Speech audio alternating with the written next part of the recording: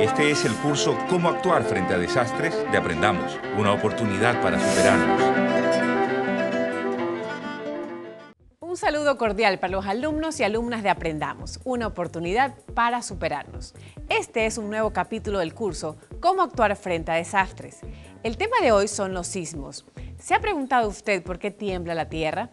Las causas pueden ser variadas, una explosión volcánica o la detonación de una bomba de gran poder.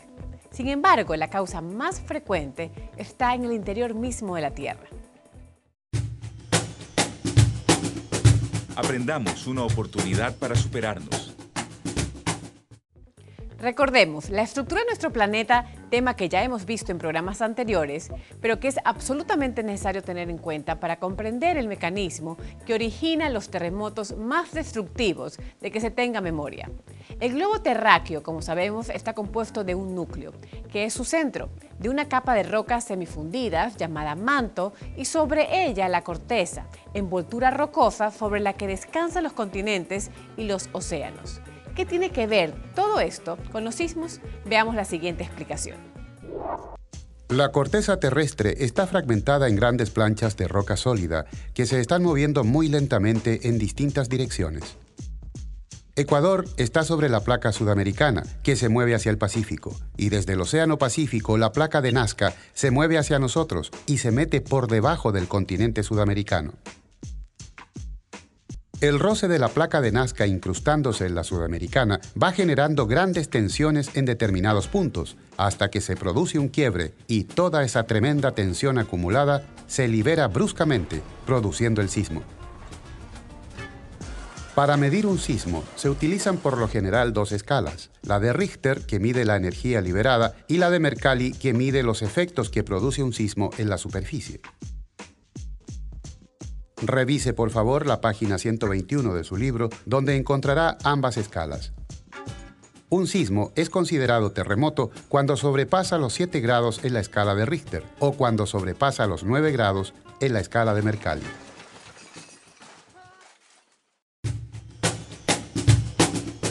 Aprendamos, una oportunidad para superarnos.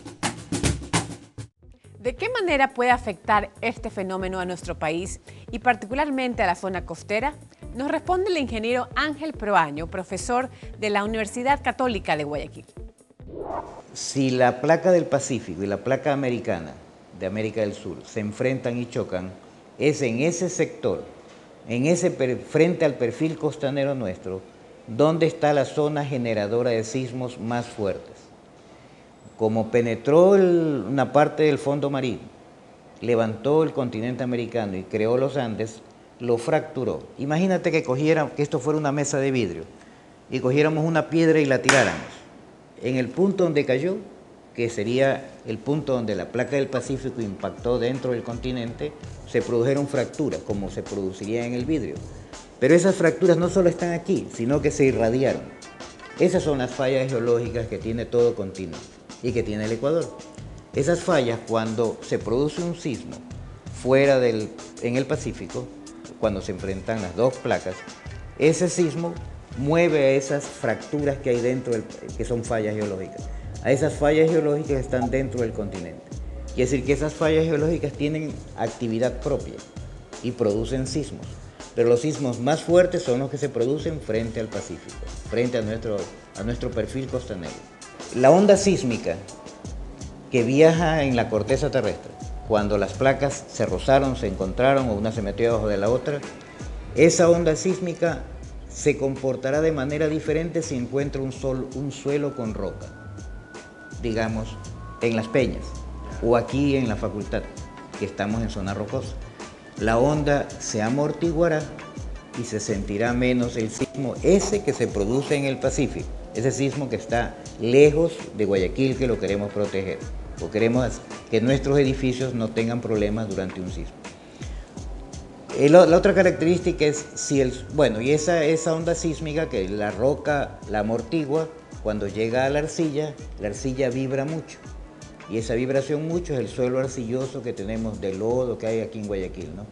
Entonces, esa onda sísmica que vino del Pacífico genera daños, genera movimientos muy largos, genera un incremento de su energía en esa zona arcillosa. Cuando ese terremoto se produce en el Pacífico y llega a la onda Guayaquil, esa onda genera daños en Guayaquil. Y esa es una realidad que la conocemos porque ocurrió en 1942. En 1942 se produjo frente a Manabí, frente a Jama, en el Pacífico, un terremoto que allá fue de 7,9 grados en la escala Richter, la escala que mide la energía de los sismos. Cuando llega a Guayaquil la onda, se incrementa en la zona de arcilla, se incrementa a 8 grados. Muchos edificios de hormigón, algunos se cayeron, algunas casas viejas de esa época se cayeron, pero edificios, por ejemplo, como el municipio, o como el edificio, el que fue hotel, el Gran Hotel, que lo tienes ahí al frente, o la Gobernación, o muchos otros edificios soportaron sin ningún problema ese terremoto. Ese terremoto afectó no a Las Peñas, que ya era habitado en esa época, al barrio Las Peñas, afectó a la zona arcillosa en Guayaquil. Hace unos años se hizo una estimación de riesgo sísmico en la ciudad de Guayaquil. El proyecto se llamó Radius y fue impulsado por la Municipalidad de Guayaquil, Naciones Unidas, el Instituto GeoHazard Internacional y la Universidad Católica de Guayaquil. De ese estudio sabemos que nuestra ciudad tiene varios tipos de suelo, unos resistentes y otros poco resistentes al choque de las ondas sísmicas. De acuerdo a las estadísticas que se conocen en el Ecuador y también en Guayaquil, más del 60% de la construcción en el Ecuador es informal. Eso quiere decir que ahí no hubo ni el criterio, ni el consejo, ni la apreciación, por no decirte no fue hecha la construcción por un ingeniero o un arquitecto. Quiere decir que esa construcción que no responde a ningún nivel o criterio técnico va a tener problemas durante un terremoto. Y los terremotos se han producido siempre en el Ecuador y en Guayaquil y se seguirán produciendo, no es por crear pánico con esto, sino que esa es una realidad de nuestra geología. ¿Cómo actuar frente a desastres? Nuevo curso de Aprendamos. Inscríbase en el Centro Tutorial Ciudadela Kennedy, Avenida San Jorge, número 100 y calle Segunda Este, en la Biblioteca Municipal y en los Centros de Atención Municipal Integral CAMI de su sector. Aprendamos, una oportunidad para superarnos.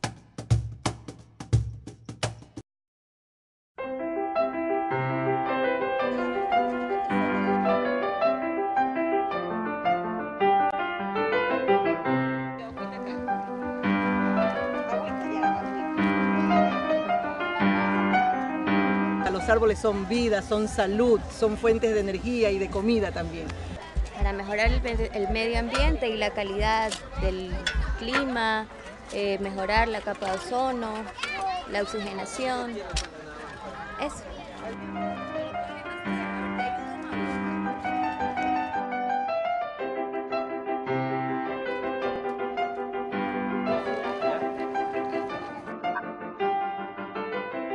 Siembra tu árbol y crece con él.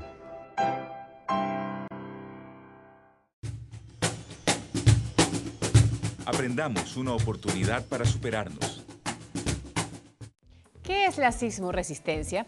Como nos acaban de explicar, un sismo se transmite a la vivienda por el suelo a través de sus cimientos. El choque de las ondas sísmicas genera distintas fuerzas en la estructura de la casa que pueden agrietarla o derrumbarla si no está hecha con criterios básicos de sismoresistencia.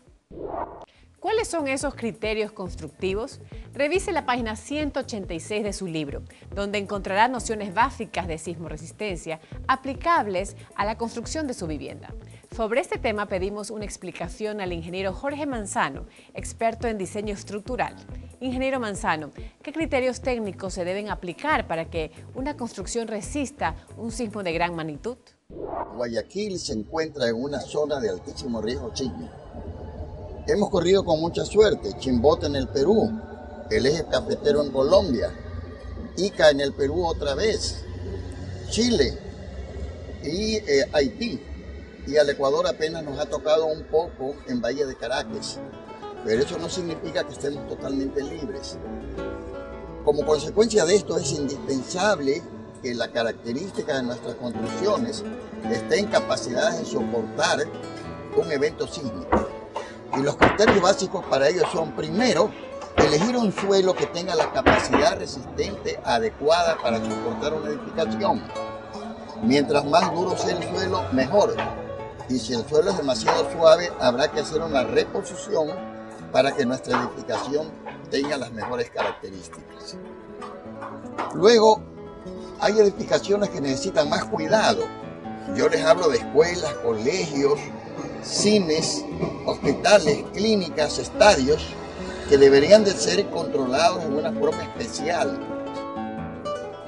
Es indispensable, para mejorar las condiciones sismoresistentes de una edificación, que haya una alineación horizontal, hay una alineación en el sentido frontal y hay una alineación vertical de las columnas. Eso me da una estructura coherente que tiene mayor capacidad de trabajo. Segundo, es indispensable utilizar materiales que sean muy resistentes, pero que a la vez sean livianos. Por ejemplo, aquí tenemos una losa específica para eso. Es una losa que es de poliestireno expandido, sumamente liviana, pero bastante resistente. Es una losa de hormigón. Cuando la edificación es liviana, va a capturar menos energía y va a tener una disminución del riesgo sísmico. Esa es la explicación de este tipo de losas supermodernas que están popularizadas en estos momentos en la ciudad de Guayaquil y en el mundo entero. Insisto, alineación de columnas en un sentido, alineación de columnas en otro sentido y alineación sobre todo de columnas en sentido vertical. Eso disminuye la peligrosidad de un sismo. Están viendo el curso Cómo actuar frente a desastres de Aprendamos. Para aclarar sus dudas sobre los temas tratados en este curso, usted puede llamar al centro tutorial al teléfono que aparece en pantalla, asistir a tutorías presenciales, cuyas fechas y lugares puede consultar en el CAMI de su sector, o hacer preguntas por Internet a la dirección electrónica que está en pantalla. Aprendamos, una oportunidad para superarnos. Buscando soluciones tecnológicas para atenuar los impactos de un sismo fuerte en viviendas, edificios y puentes, el ingeniero Roberto Aguiar y su equipo de investigación de la ESPE trabaja en un disipador de energía de bajo costo que podría ser de gran utilidad en estos eventos. Este es nuestro aislador de base, aislador elastomérico, para ser colocado en puentes, para ser colocado en viviendas. Este aislador de base es un gran sándwich formado por goma, acero, goma, acero, goma, acero. Esa goma acero está perfectamente vulcanizado. El espesor del acero que hemos usado aquí es de 2 milímetros de espesor de acero. Y la goma o caucho es de 8 milímetros. Es interesante, este caucho de aquí proviene del caucho de las llantas. Las llantas de los vehículos, cuando ya están viejas, cogemos, las molemos, las trituramos, ese caucho ya le volvemos a reutilizar. Ese caucho le mezclamos con otra caucho de mejor calidad y tenemos este aislador elastomérico. De tal manera que estamos matando 2 pájaros de un tiro. Teniendo un aislador que nos va a ayudar muchísimo a tener estructuras seguras, y además en el aspecto ecológico, ¿qué hacemos con tanta llanta que nos sirve? Acá este aislador se complementa con 2 placas en los exteriores más gruesas. Esta placa de aquí, por ejemplo, va conectada a la cimentación, al plinto, y la otra placa va conectada al edificio, a la parte de arriba. El aislador trabaja al corte. Cuando viene un sismo, este aislador empieza a moverse así, y así es como disipa la energía. Viene la energía del sismo, el sismo viene y aquí se queda y no le permite pasar a la estructura. ¿Se imagina usted construir una casa para una vivienda de una familia pequeña de unos 80 o 100 metros cuadrados de construcción? 2 aisladores. Máximo se requeriría unos 6 aisladores por casa. Y el costo de esto, Al hacerlo aquí en el Ecuador, con esa tecnología, no está costando una cosa más allá de unos $500. El aislador de base, como les había indicado hace un rato, trabaja como un filtro que absorbe las altas frecuencias y vea cómo se comporta el edificio. ¿Qué podemos hacer nosotros, individualmente, como familia y como barrio, para prevenir desgracias y para protegernos durante un sismo? Muchos de los daños causados por un temblor fuerte o terremotos son evitables. Como hemos señalado a lo largo de este curso, tenemos que identificar los peligros que hay dentro de nuestra casa y en el espacio que la rodea y corregir lo que está mal. Hay que trazar un plan familiar de emergencia en el que tengamos identificadas las salidas más seguras para abandonar la vivienda y las tareas que cada miembro de la familia cumplirá durante un terremoto. Recordemos algunas formas de protección durante un sismo. Agáchese, cúbrase, agárrese. Agáchese y cúbrase debajo de una mesa o escritorio resistente.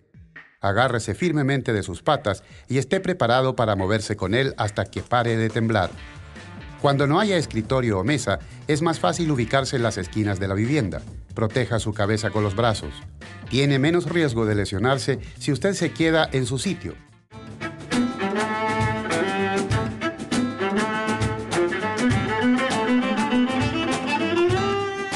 Está viendo el curso Cómo actuar frente a desastres de Aprendamos, un aporte de la muy ilustre Municipalidad de Guayaquil en alianza con canales de televisión de señal abierta, Diario Súper, Fundación Ecuador y Universidad Casa Grande, para la necesaria formación de una cultura de la prevención en nuestro país. La experiencia aconseja tener una caja o maleta de supervivencia para que usted y su familia puedan enfrentar de mejor manera las primeras horas y días que siguen a un desastre.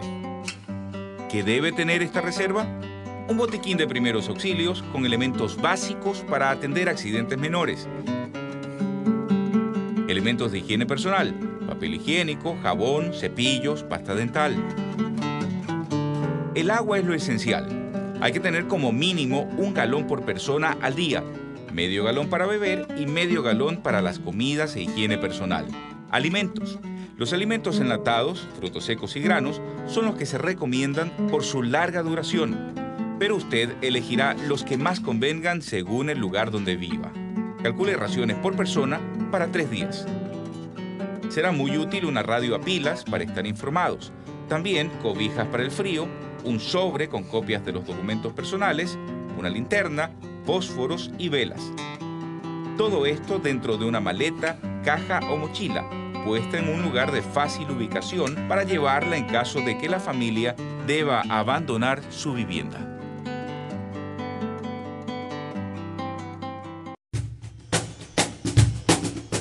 Aprendamos, una oportunidad para superarnos.